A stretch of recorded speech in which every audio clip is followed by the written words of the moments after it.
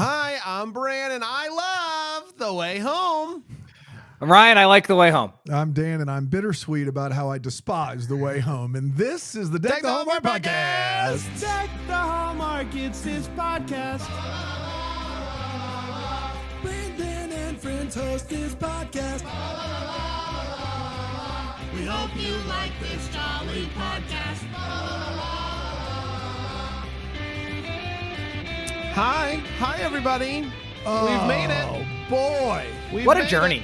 What a journey. Another Here season. we are. We find ourselves at the pond's edge once more. Yes, we do indeed. You know what's tough is the smoothie when it is at the top, Yeah. and it gets on the lid. I can't tell how much I've Drunk. consumed. Yeah.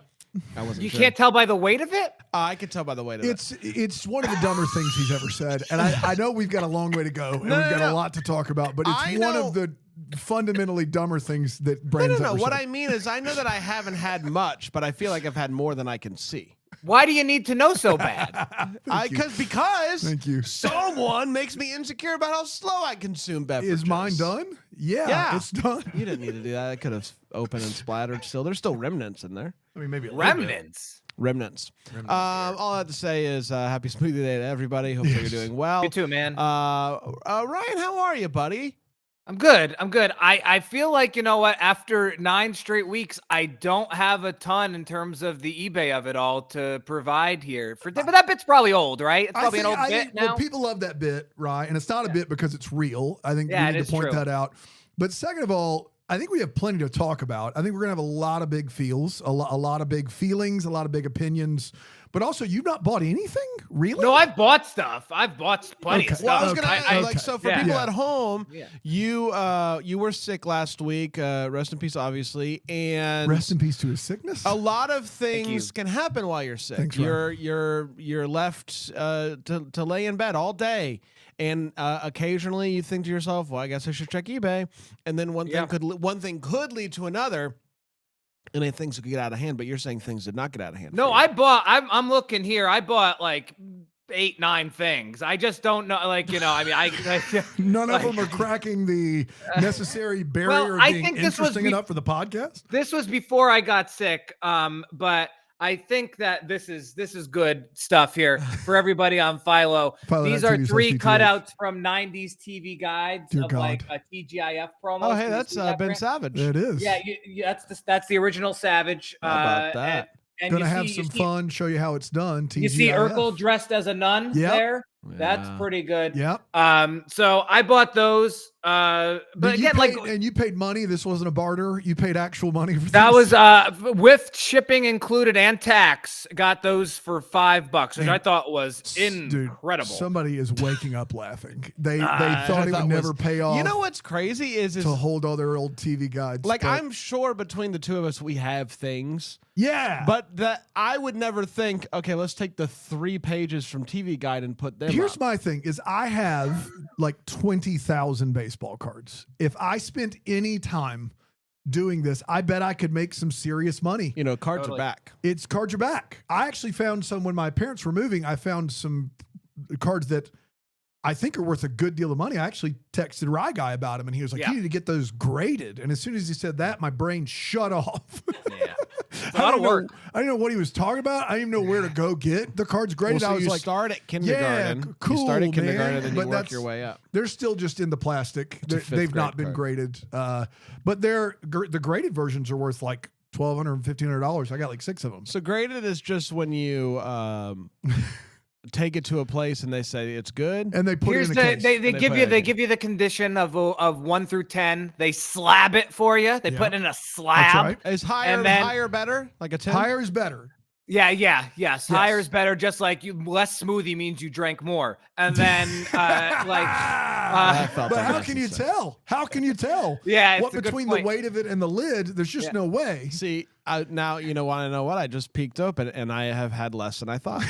The weight can only tell you so Brand, you're much. spilling on the other. Brand, you're The spilling on the other weight- end. Listen, Brand, the you're spilling on the other end. The weight doesn't tell you the whole story. Brand, listen to me, damn it. spilling on the Spin other it end. around. You're spilling on the other. The weight Man, I hate we doesn't. missed that on The on weight Philo. doesn't tell you the whole story. There's more to it than weight. Absolutely. All right. And then you sell them for big bucks. $5 for the TV Hey man, guide. so listen, those are getting framed. I Yeah, bought they are. frames this weekend. God, how much did you spend on the frames, right, guy? I don't. Well, so I actually got pretty irritated about that because Michaels, who always has deals, Yeah. I bought 4 frames. I didn't even bother to look for signage because I'm like, surely it will be buy one get one half off. Oh, no. Nothing. So you know really, what's really irked me. crazy about Ryan is he really wants a deal, but also spends his money on utter garbage. Well, that's not. I mean, I'm not buying brand smoothie lid. I mean, like, you know, I think utter garbage. If he licks it enough times, right, guy? Would you be interested? I mean, Brand, if you get it graded, we can talk. Yeah, but not, yeah, go get it not graded. then. How many times would I have to lick this lid for you to be interested in purchasing it? You know, we much can't talk can about that on the How air. much can I pay you to go get these cards graded for me, right, guy? Next time you So come here's down. the thing, Dan. This is the thing. It's like I don't get stuff. Actually, I'm trying to get one comic graded right now, and it's still just sitting with my comic shop owner. It's taken months, so it's like this is why I buy things. I don't sell things because it's too much. That Power Rangers helmet, which could probably fund like my unborn child's first year of college, I'll probably just be like take it to Duke and see what they say. I don't like. Is this why you're doing this? You're collecting stuff to fund your unborn children's college? That's what I tell one specific person. Yeah, dude. You know what's crazy is my parents aren't listening to this episode because they don't you watch could go The Way right Home. up there on North Pleasantburg. catch 'em really all. close. Catch 'em It's all right there. I've been. I haven't been there, but I've seen it. My dad, My wife's been there. It didn't seem like a necessary. No, but it then wasn't. But they didn't want to lie. especially just straight interrupting me trying to tell a story. I've had Yeah. a family member go there. My dad would make excuses as to why my brother and I collected so many baseball cards to my mom, and he would say he would always say this is gonna pay for college, and instead I just have all the cards. So I mean, they are worth something, but he might have been right. They could pay for your kids' college. I guess. It's paying for a college. It seems like more like of a fun money situation. It doesn't seem like a college. Like to me, you don't know seems that like you haven't got them graded. a fun. Yeah, maybe, but like even if it's $50,000, I feel like that's fun money, not college money, is what I'm saying. Oh, You know what I mean? Fair. Like it feels Yeah, like but take a The trip. time to strike is now, Dan, because Bit who knows? budget. Cards in 2 years, are they still hot? Like these are things. we Time have to to wonder. strikes now, but I got to get. Aaron has volunteered to get them graded, so I mean, I'm gonna hold her to it now. So all right. All right. Well, there you go. Well, I feel like we accomplished a lot here. I think so. Shall we talk about the way home? yeah, What are bingo. you talking about? We're just making All right. plans. You guys make plans. How about Yeah. I read the synopsis? Go for it. How about that? The Way Home, Season 3, Episode 10. It is called... Finally. Man, No. Ryan? Dan, I was gonna say finale, and now it just sounds like I'm. So Yeah. I don't have an answer to the question, Brand. Finale. If you could read my mind.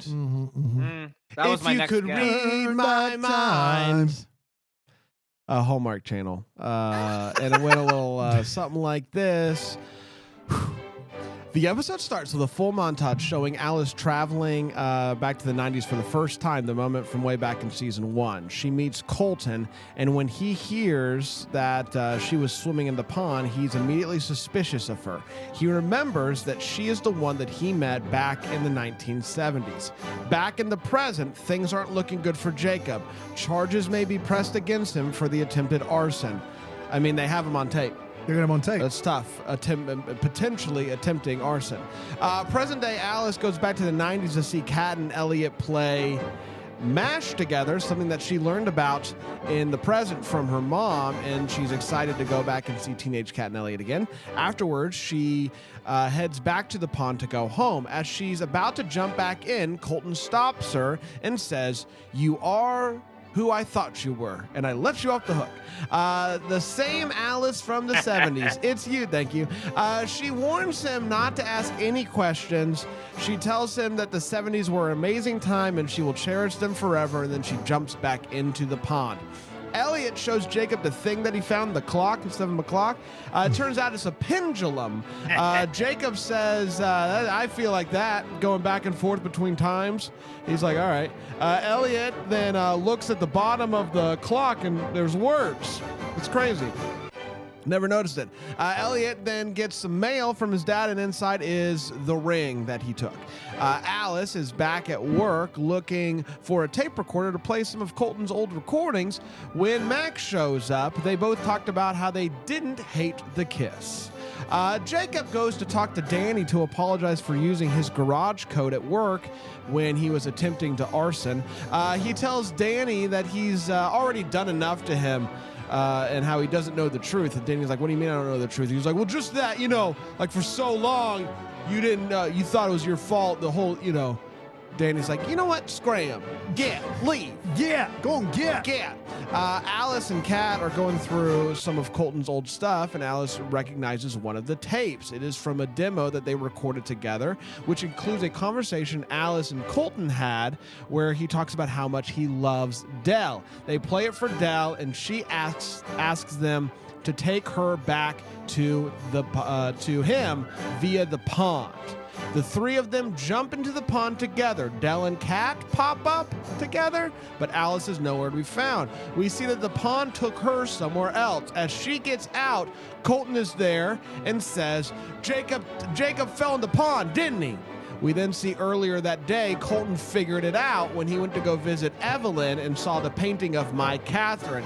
He recognized the painting and the person in the painting, and he knows that it is his daughter who time traveled, and also remembered that she and adult Jacob were there when he traveled back to the 1800s at the fire.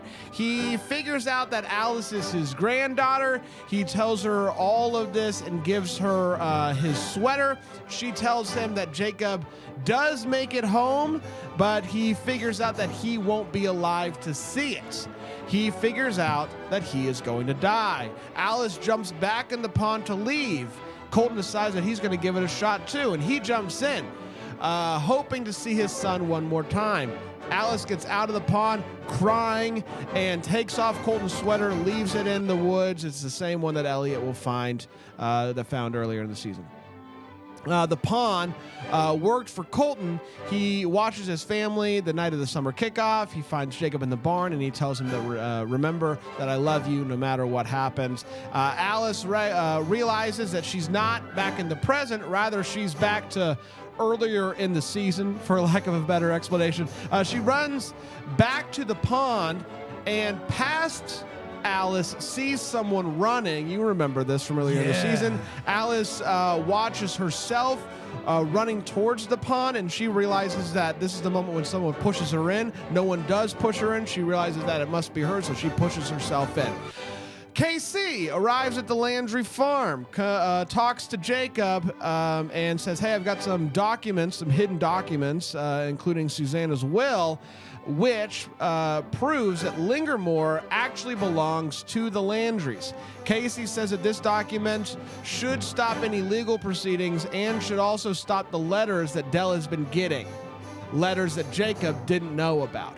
Kat and Dell end up back at Dell's wedding in the 1970s. Kat encounters crazy grandma again, who is once again talking about this 65 and 25, and she's hinting that more is to come. If you don't know what I'm talking about, it means it hasn't happened yet.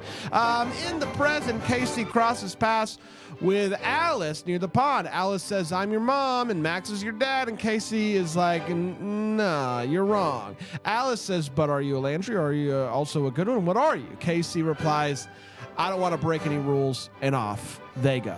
As they all have returned home, Alice tells Dell and Kat all that she's learned. Dell realizes that Colton was going to tell her the truth that night that he died, and Kat realizes that he knew that she was indeed his daughter the night that she saw him and he died. In the final montage, Jacob finds the mysterious letters that Dell has been getting. Dell comes home to realize that Jacob has once again gone missing and has left his letters scattered on the table. Sam calls Dell and she tells him that Jacob is missing. Sam says that he's going to be okay. He just knows that he's going to be okay, and he is staring at the pond as he says it.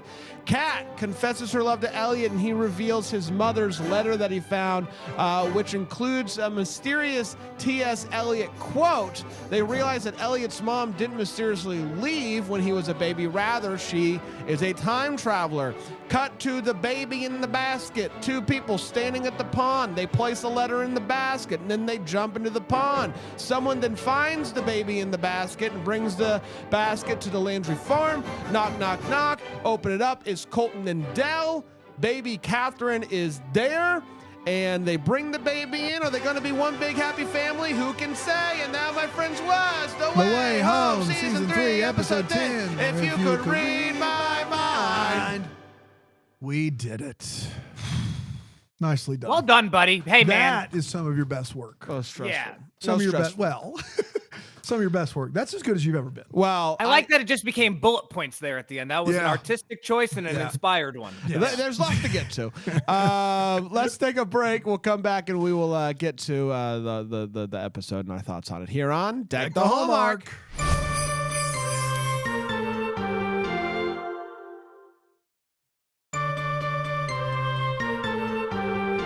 Guys, I got to be honest with you here. Because you said it's some of my best work. I can't take full credit for this. You can't. I felt so stressed out about having this synopsis correct. Oh, you're going to come clean. That I cross-referenced with Megan and Wendy. I said, hey, can you send me your notes? I want to make sure that I got everything right. And I feel like they are the type of people that really pay attention. It's all checking out. That seemed like such an airtight synopsis from you. Yeah. I couldn't believe it. Thank you. Shout out Megan and Wendy. Shout out Megan and Wendy. Who are doing the... Thank you. Who are doing the... yeah, thank you. Thank you. It's not my work. Thank you. No, it's a majority of my Thank you. work. It's not my work. Thank you. It's a majority of my work. Shout out to Megan and Wendy over at Girls Gone Hallmark. Majority. If you get angry at us, you can go listen to them. They adore this show, and you're not going to hear near the same kind of criticism you're going to hear here. Although they'll be honest about it. So That's there's right. that. Yeah. Let's talk about Season 3, Episode 10.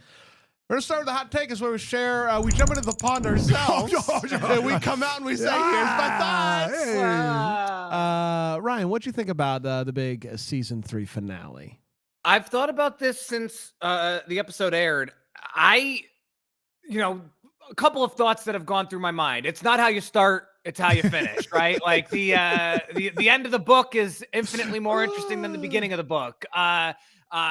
They still have their fastball, Oh my God. So the Way all Home of that still has its fastball. yeah, doesn't mean they have their full arsenal of pitches. Just means they still They have know their when to use the fastball. Yeah. They lost their knuckler along the way. Knuckle curve going. I really, really, really enjoyed this episode. I would go as far to say one of my favorite episodes of the 30 we've gotten of The Way Home. The big moments, all of which felt directly to season 1, which I think made it really exciting for us season 1 enthusiasts. Yeah. Interesting how that worked. They were exciting. They felt like the ones that we had been clamoring for, the ones we had been asking for. I also give them a lot of credit. I left one comment in the Double Decker Facebook group. It was this: regardless of how you feel about the episode, I give them a lot of credit for taking all of these swings and for clearly whether a lot of these thoughts and plans had been concocted from season 1, episode 3 or season 3, episode 7. They clearly had a big board and they said, we need to make sure we get airtight on this, that, and that. Any question anyone could have, they tried to address. Now, whether or not that anyone on this panel, believes that all of that ends up being airtight, is open to interpretation. Do you think they did that? I think they tried their absolute best. Do you think they did it? No, I think the timeline is still a bit broken. Okay. And that's what I wrote down here is the timeline is shattered. Yes. But it was shattered beyond like recompense like weeks ago, maybe months ago. For the last time this season, to bring Lost back into it one more time, and granted, this isn't the series finale, 2 very different shows with very different catalogs, et cetera, et cetera. But the biggest critique on Lost, as I said a few episodes back, was they didn't even care by the end. There was 8,000 questions. They didn't even try to answer 6,000 of them, right? I give this show credit for saying there are 6 or 7 literal threads that, from season 1 on, that people have a lot of questions about. There are such obvious questions like, why didn't Colton tell Del and all these things? At least they tried to address those in this episode. I give them credit for that. But like, there's a lot of stuff that doesn't work. Like Colton, Colton, it takes him weeks to think about this time traveling pond as potentially the reason his son disappeared. Yeah. Any Jacob threads Bad. just don't interest me at this point. And so that's not really on the writing or the plotting of the show. I just, once and for all, I think I can say in an episode that I thought really slapped, anything with Jacob for me really doesn't. I'm more intrigued now than ever as to who Casey is, but I'm also not totally convinced we'll get those answers anytime soon at the clip in which they use the Casey character. And there's things that intrigue me, like nearly nude Sam potentially as the villain. Super intriguing. I don't know if that's what's going to happen. Did you gather that from the end of it, that he could be the No, villain? I think it's just me being hopeful. I think one of my big takeaways from this episode, Dan, is that there will never be a big bad. Yeah. We all want there to be a big bad. I don't think that's what the show is trying to do. My takeaway was that, he clearly helped Casey. I don't think Sam's a big bad. I think he's a big good. And I that was super disappointing to me. Just another hot guy not telling Del that he knows about time travel. Yeah, exactly. That's gonna sting. Yeah, it's just a second one. Add him to the list. And Patrick Dempsey guest starring next season. Yeah. Knows about the pond, if you can believe it, but not going to tell Del. Dave, can you go? Don't. If you can't do it, don't say it. But so, the last 10 minutes were great. Like, and the episode was great. Like, so the nearly nude Sam stuff was great. And then the episode, Bran, literally ends. We haven't done Force Fridays in a while. The episode literally ends like Revenge of the Sith with the babies at the doorstep. I mean, it's the baby's Elliot, right? Like they say that out loud. Yeah, okay. they literally reference him by name. But like literally a Revenge of the Sith Star Wars like ending. I loved the episode. But to go back to what I said at the beginning, I can't give the season a passing grade because the finale was really exciting. A lot of things still don't make sense. Most of the episodes this season, in my opinion, weren't very good. But Bran, a great 42 minutes of television a couple days ago. We're back. Baby, are we back? I love this episode. I thought it was a lot of fun. Now, my frustration with this episode is that I've already talked about it, but as a synopsis writer, a very stressful episode of television because they are trying to do so much. They're trying to wrap up so much, and they were moving so fast that I sometimes had to remind myself to breathe. Like, hey, take a second, and just let it happen. It's gonna happen. It'll all click in. My big critique is that, hey, you had all this good stuff in the old pocket. What if it's tough because the episode was so good. Was it so good because it had so much going on, or because the stuff that was going on was actually compelling stuff that we could have spread out throughout the season? What if they didn't have it? I don't know. I don't know the answer to that question. What I do know is that there was so much in this episode that I wish that it wasn't all in one episode. But it was a really, really fun time. It went by very quickly, and it did feel like a series finale for a lot of the episode, and I was intrigued to see what they would do with that. And then we find out that they're coming back with season 4, which makes the ending of the episode make sense. And so, overall, great time. Really, really, really fun. Dan? Normally we record these right after we watch the episode, and we did not do that with the finale. We are doing it live for the Facebook group, and we watched it and we sat on it for a few days. And I think that was really good because I had some time to process it. And what I initially wrote down was, if this was a Friends episode, they would call it the one where they try to make it all make sense. I will say this, to Brand's point, it goes by the quickest. It 100% goes by the quickest. And the reason it goes by the quickest is because the first 30 minutes are all banger endings to season 1. They're all things that go back to what we love about the show to begin with. Now, for me, this is an opinion, not a fact, but for me, if it's not earned, I don't care.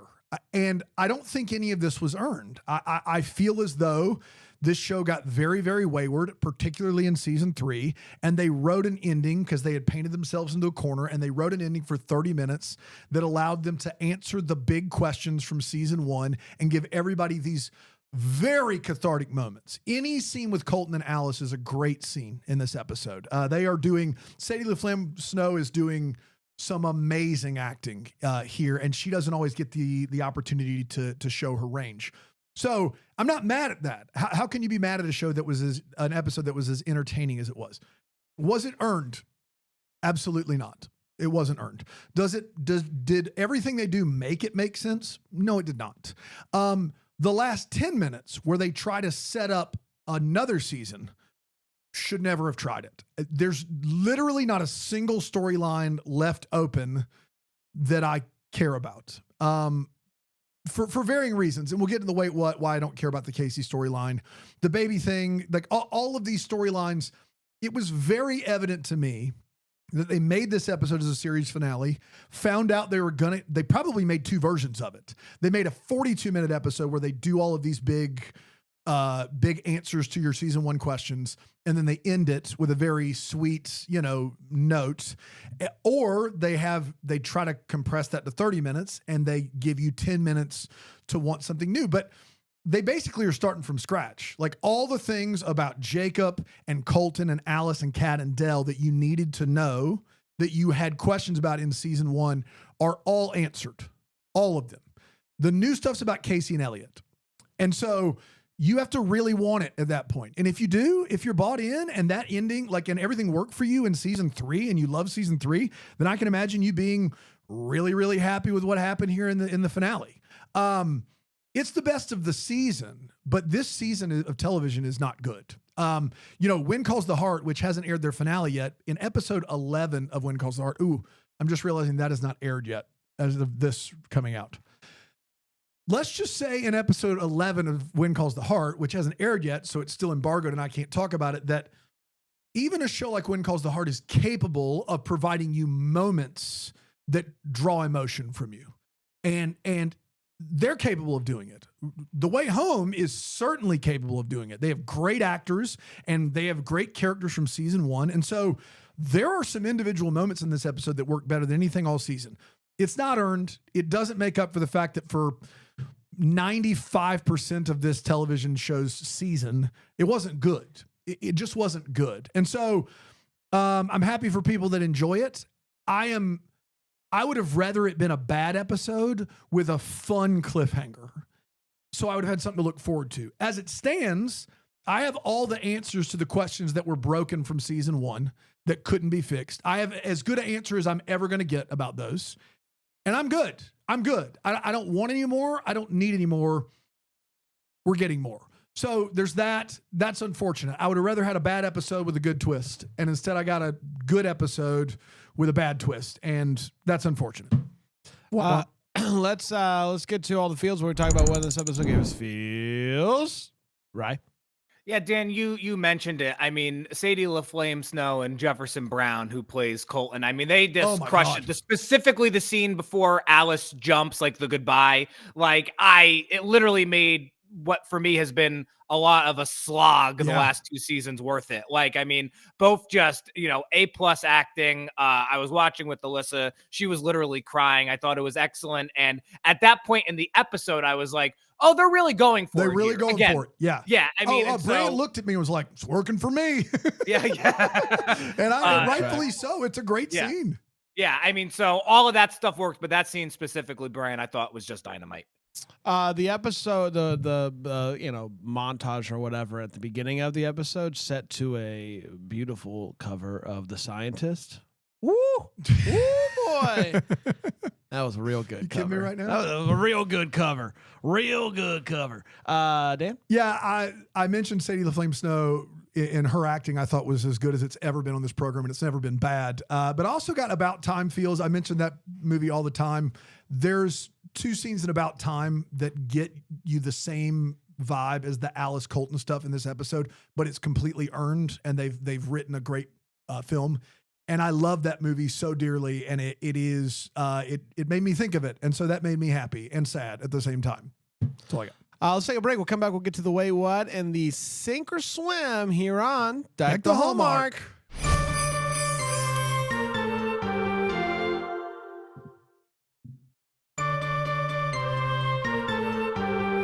Hello, we're back. We're talking about The Way Home, Season 3 finale. It's time for the Wait What. It's where we talk about what in this episode made us go, wait, what? Ryan? So I'm no legal expert, but I'm pretty sure, the first 5-7 minutes of the episode, they're like, what's going to happen to Jacob? They caught him on film. I'm pretty sure that it'd be like community service, right? It's, I'm glad you brought this up. I think it would have you'd have taken it if he didn't, at some point they say the fact that he didn't do anything, they say this line, the fact that he didn't do anything doesn't matter. Intention was there. What is this, Minority Report? It 100% matters. I'm just going to give you a little bit of an insight as to how it matters. In South Carolina, intent to commit arson, max a year in jail, max $2,500. First degree arson in South Carolina, minimum of 30 years in jail.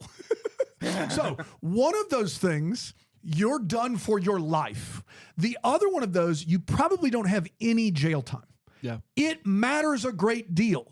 He didn't do anything wrong. Did he intend to? Sure. Could he have to pay $2,000? Fine. That is is a fine. It's the that's the worst part of the first 30 minutes of this episode. It's unbearable. It really, really bad. Sorry, bro. Right. Sorry about that, man. No. I appreciate it. So I have a question on this next one, and I really don't want to. I feel like this could become a belabored conversation, so hopefully I'm asking it. When Alice pushes Alice, am I crazy for thinking that there are now two Alices in time? Do you understand what I'm asking, Dan? The biggest eye roll of the episode for me was Alice pushing Alice. There are a few things here that don't work in this 30 minutes, logically, and one of them is Alice pushing Alice. It just doesn't. It is not if there is one timeline, you cannot push yourself. Mm-hmm. Yeah. If there's one timeline, you can't push yourself. And they've established there's one timeline. You can't do it.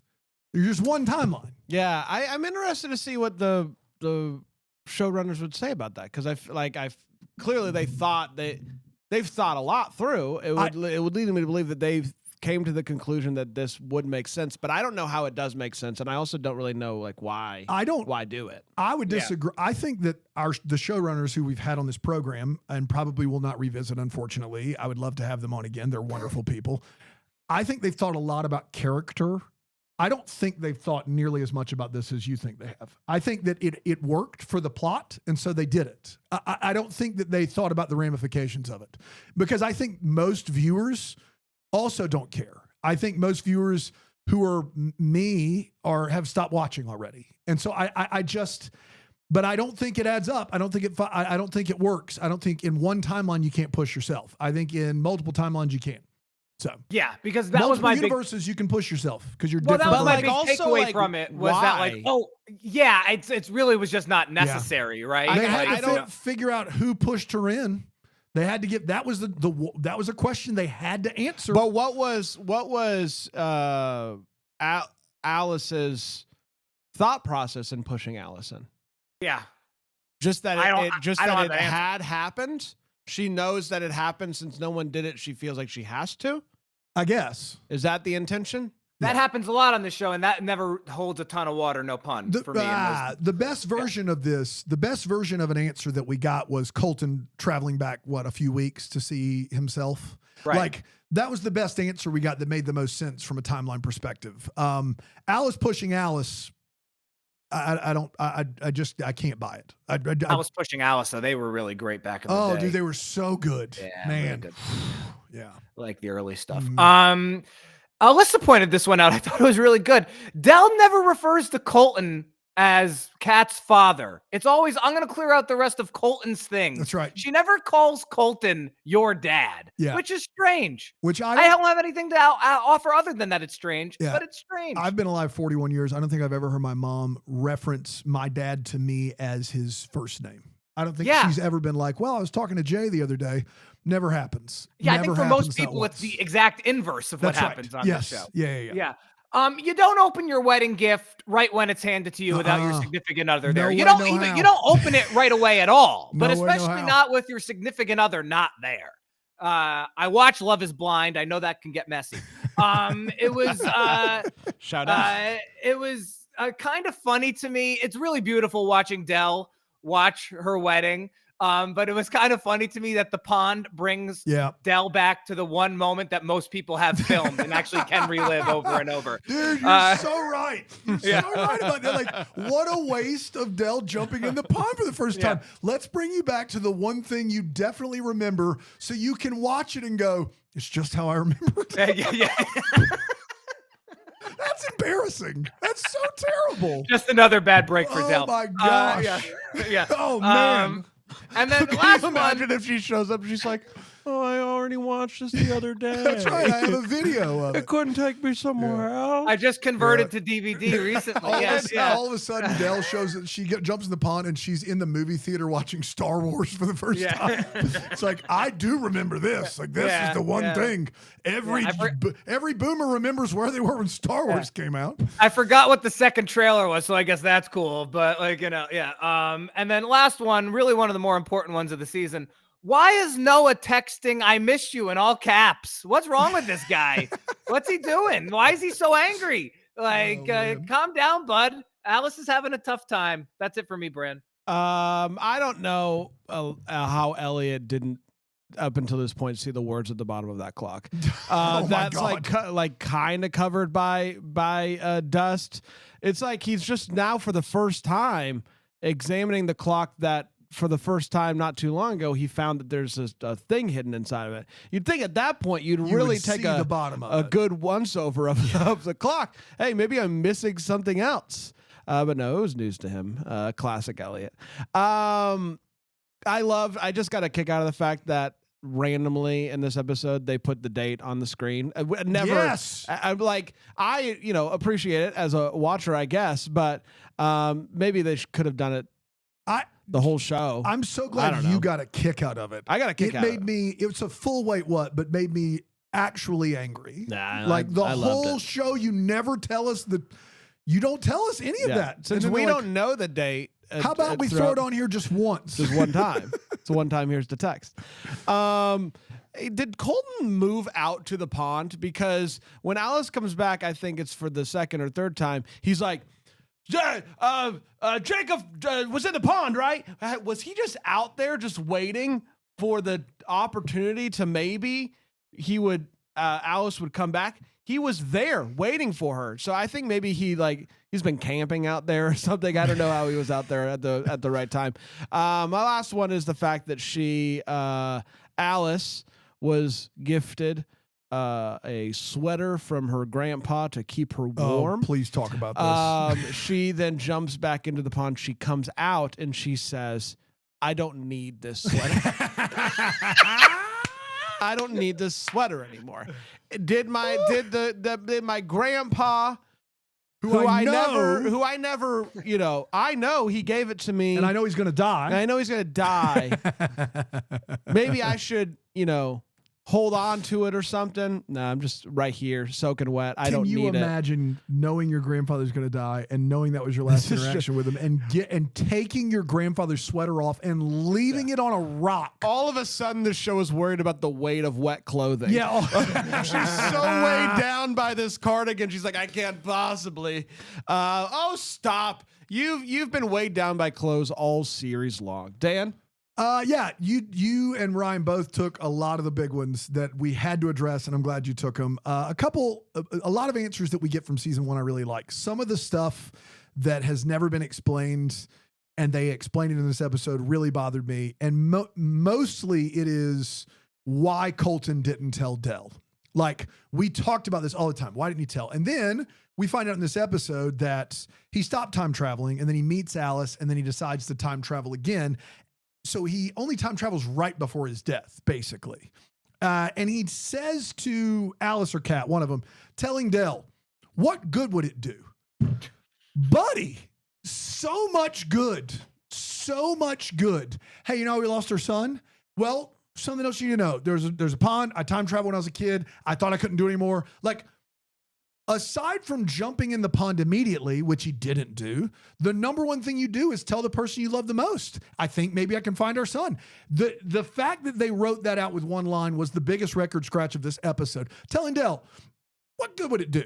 The other big record scratch of this episode is Casey finally giving some answers and then them going, who are you? And Casey goes, I don't want to break any more rules. What the F?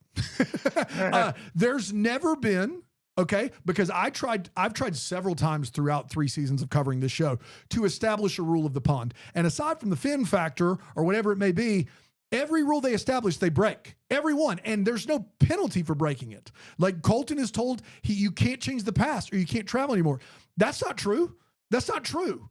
So if Casey were to tell them who they are, that wouldn't break a rule. The fact that they go back and they say, hey, look, I hid this in the stove. Good thing it didn't burn up. Hey, I did this. I did that. Sam helped me to make sure, blah, blah, blah. Oh, who am I? I don't want to break any rules.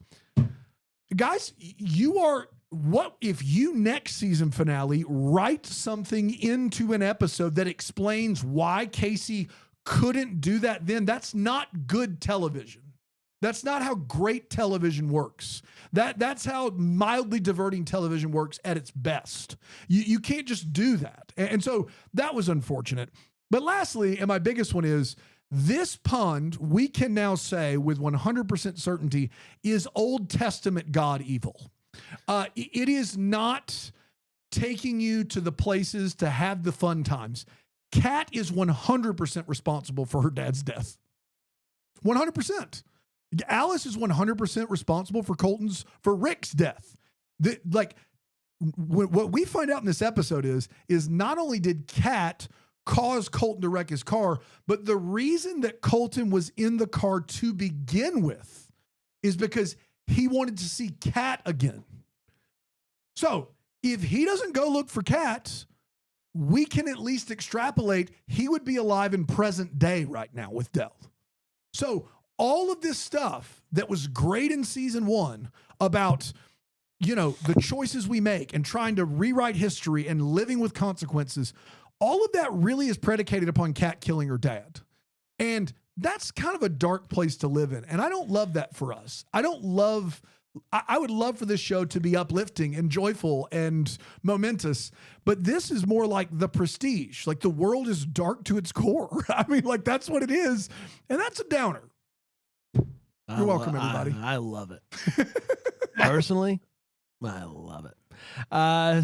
It's Somebody time. said, how is Alice responsible for Rick? I may have been wrong on the name. When Alice is in the 70s and says, Colton, you ride with me, and then Rick dies, she keeps Colton alive there. So we talked about this during the episode. She's responsible for something in there. I may have been wrong about directly Something Rick's in there. death, but yeah, take that out if you need to. Something. Yeah. It's time for Sink or Swim. It's where we talk about what's your sinking and what's your swimming. Right, guy? I'm sinking for the final time this season because I've been a big fan of 1970s Evelyn all season, but I gotta admit, it took me well into that scene in 2000 to realize that was Evelyn. I think right up until about they said Evelyn, I had no idea who that character was. It was kind of validating in a way because I think I've said several times this season that I wouldn't be able to pick 2000's Evelyn out of a lineup, and at least, if nothing else, an honest person, Bren. You said it, buddy. Listen, I think the one thing I'm gonna swim, and I am going to swim because I believe in my heart of hearts, as I think we all do, that Nick is 100% going to tell Claire. That's where I am. Nick's going to tell Claire. Nick is going to tell Claire. Do we get any follow-up? Nick's like, don't worry, won't tell Claire. And then that's just a wrap on Nick? Nah. Yeah.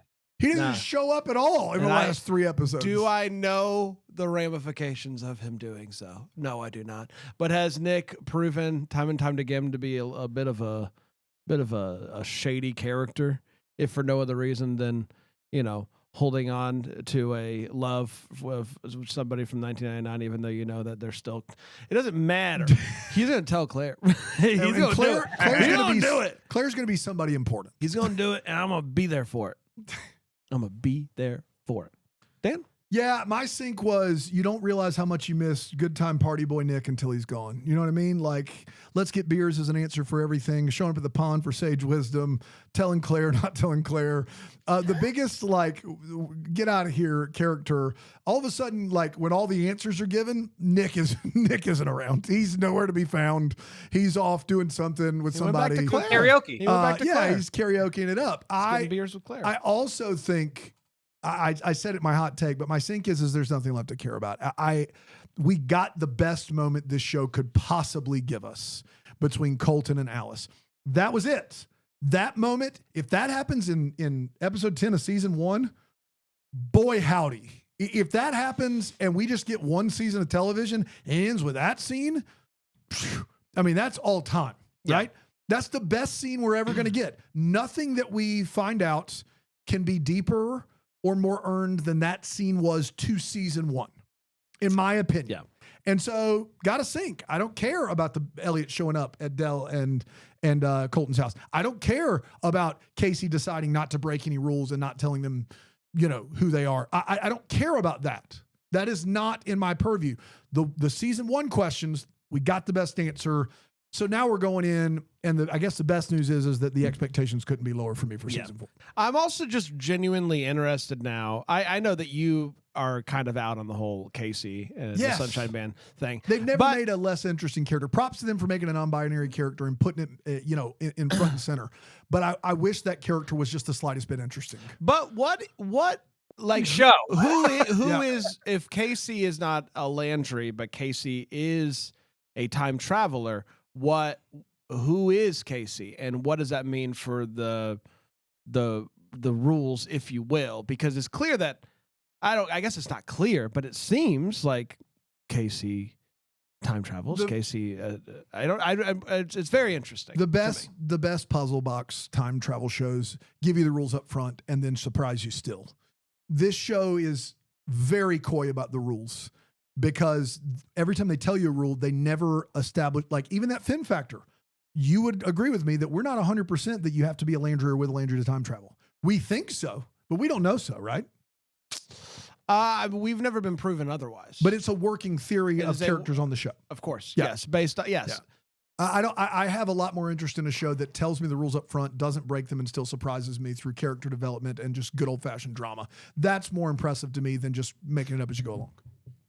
The thing that's interesting about the Finn factor, the FF, if you will. Yeah, the FF, of course. Is, I did this whole thing about how I don't think that the rule that Colton thinks that he broke is actually a real rule. It clearly isn't. Yeah. But what if it could potentially, it could be the only reason why he was able to travel is he jumped in right after Alice, who is You were doing this with me during the thing, and I was like, that is such a stretch. She jumped in, he waited at least 5 seconds. Yeah, I think it's a plus or minus 10 boy. Plus or minus 10 boy is what it is. That's my understanding. Yeah. Plus or minus 10 boy. So that rule is superseded by the travel with a Landry rule. Yes, because if you remember Elliot, you can't travel in the pond if you change the rules unless you travel with somebody. That's then exactly you can right. keep breaking that's rules. what is that the workaround.